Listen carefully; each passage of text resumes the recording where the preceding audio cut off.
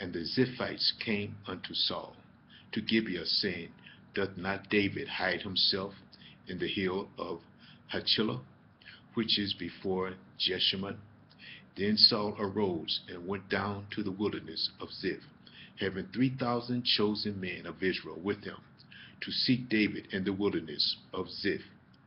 And Saul pitched in the hill of Hachilah, which is before Jeshimon, by the way, but David abode in the wilderness, and he saw that Saul came after him into the wilderness. David therefore sent out spies and understood that Saul was come in very deed.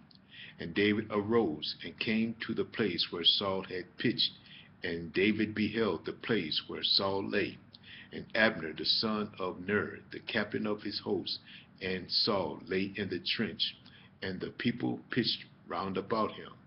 Then answered David and said to Ahimelech the Hittite, and to Abishai the son of Zeruiah, brother of Joab, saying, Who will go down with me to Saul, to the camp? And Abishai said, I will go down with thee. So David and Abishai came to the people by night, and behold, Saul lay sleeping within the trench, and his spear stuck in the ground at his bolster, meaning headrest or pillar. Continuing. But Abner and the people lay round about him. Then said Abishai to David, God hath delivered thine enemy into thine hand this day. Now therefore let me smite him, I pray thee, with the spear, even to the earth at once, and I will not smite him the second time. Saul and his men were asleep, and knew not that David was come upon them. Continuing. And David said unto Abishai, Destroy him not, for who can stretch forth his hand against the Lord's anointed, and be guiltless? And David said, Furthermore, as the Lord liveth, the Lord shall smite him, or his day shall come to die, or he shall descend into battle and perish. The Lord forbid that I should stretch forth my hand against the Lord's anointed. But I pray thee, take thou the spear that is at his bolster, and the cruse of water, and let us go. So David took the spear and the cruse of water from Saul's bolster, and they gat them away, and no man saw it, nor knew it, neither awake, for they were all asleep, because a deep sleep from the Lord was fallen upon them. God had put a deep sleep upon Saul and his men, where they will not wake up. Continuing. Then David went over to the other side, and stood on the top of an hill, afar off, and a great space between them. And David cried to the people, and to Abner, the son of Ner, and saying, Answerest thou not, Abner? Then Abner answered and said, Who art thou that criest to the king? And David said to Abner, Art not thou a valiant man? And who is like to thee in Israel? Wherefore then hast thou not kept the Lord the king? For there came one of the people in to destroy the king thy Lord. This thing is not good that thou hast done. As the Lord liveth, ye are worthy to die, because ye have not kept your master, the Lord's anointed. And now see where the king's spear is, and the cruse of water that was at his bolster. And Saul knew David's voice, and said, Is this thy voice, my son David?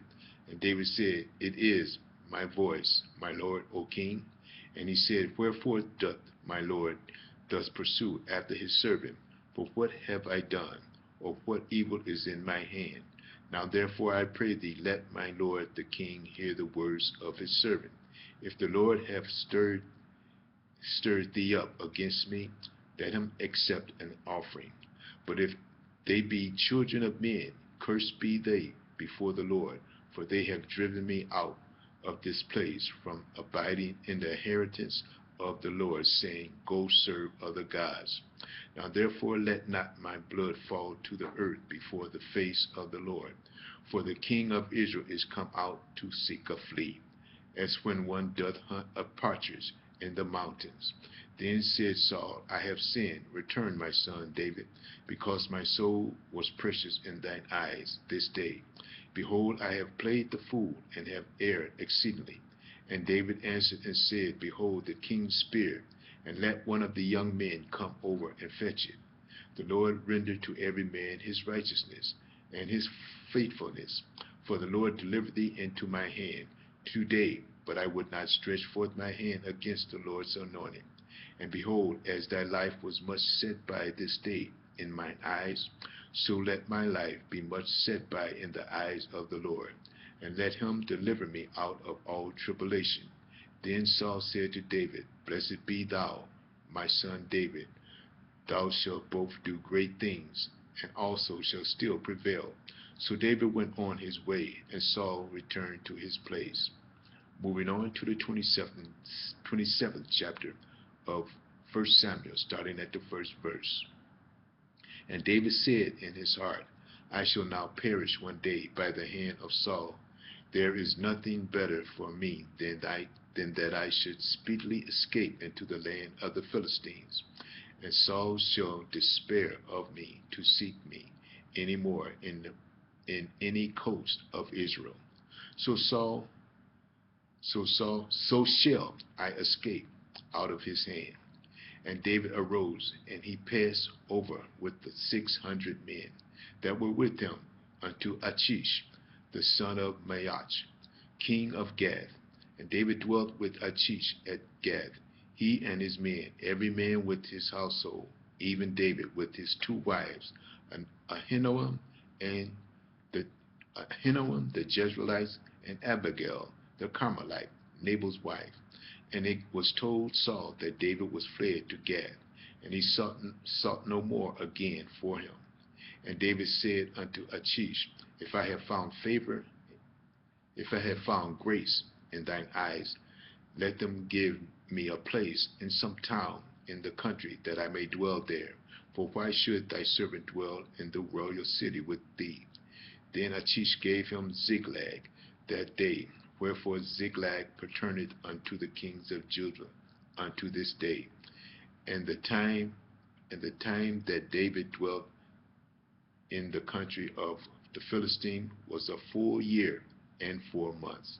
And David and his men went up and invaded the Geshurites and the Gizrites and the Amalekites, for those nations were of old inhabitants of the land, as thou goest to Shur, even unto the land of Egypt.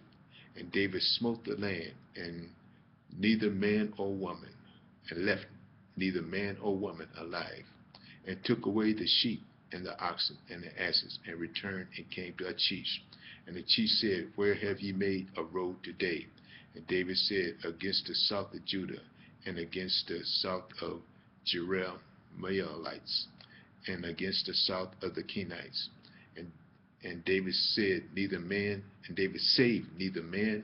nor woman to bring tidings to Gath, saying, So did David, and so will be his manner all the while he dwelleth in the country of the Philistines. And Achish believed David, saying, He hath made his people Israel utterly to abhor him. Therefore he shall be my servant forever. Moving on to the 28th chapter of 1 Samuel, starting at the first verse. And it came to pass in those days that the Philistines gathered their armies together for warfare to fight with Israel. And Achish said unto David, Know thou assuredly that thou shalt go out with me to battle, thou and thy men. And David said to Achish, Surely thou shalt know what thy servant can do. And Achish said to David, Therefore will I make thee keeper of my head forever. Now Samuel was dead, and all Israel lamented him, and buried him in Ramah, even in his own city. And Saul put away those that had familiar spirits and wizards out of the land.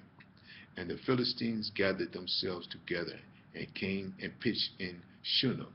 And Saul gathered all Israel together, and pitched in Gilboa. And when Saul saw the host of the Philistines, he was afraid, and his heart greatly trembled. And when Saul inquired of the Lord answered him not, neither by dream nor by Urim.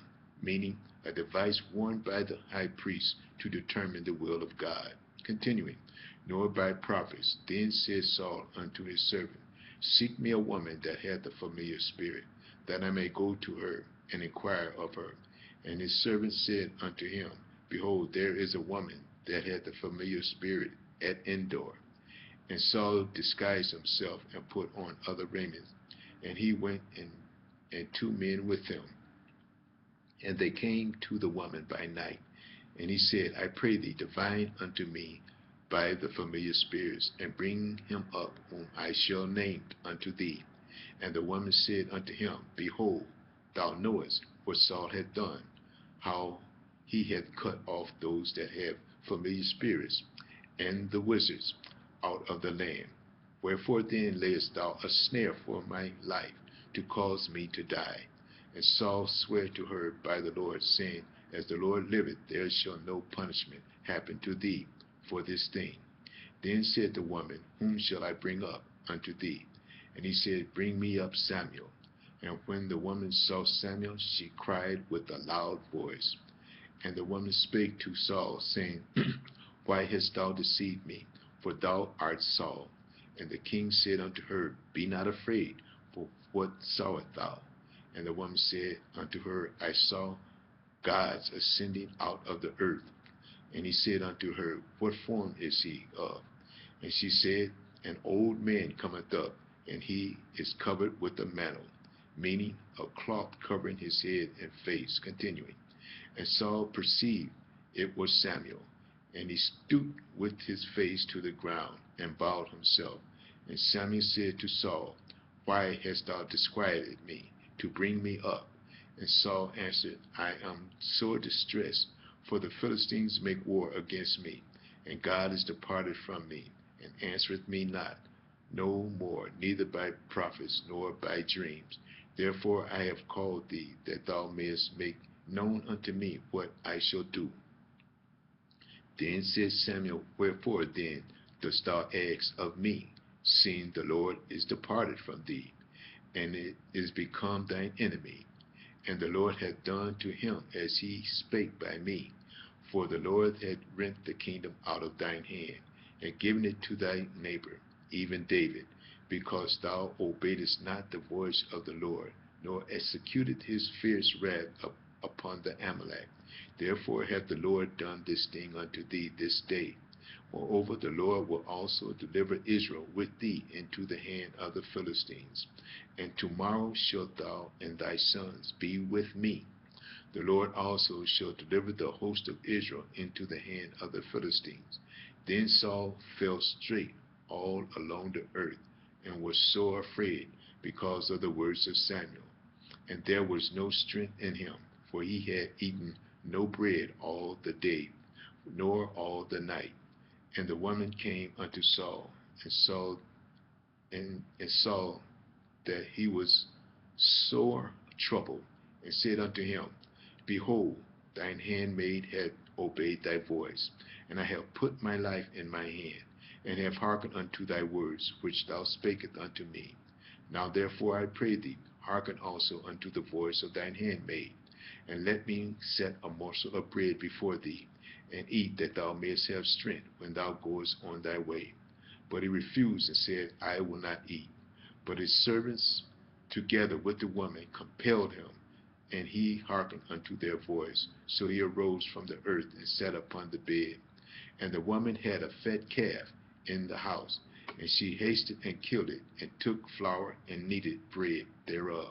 And she brought it before Saul, his servant, before Saul and his servants, and they did eat. Then they went up and went away that night. We're going to start the 67th part in the next message, view part 67. Thank you.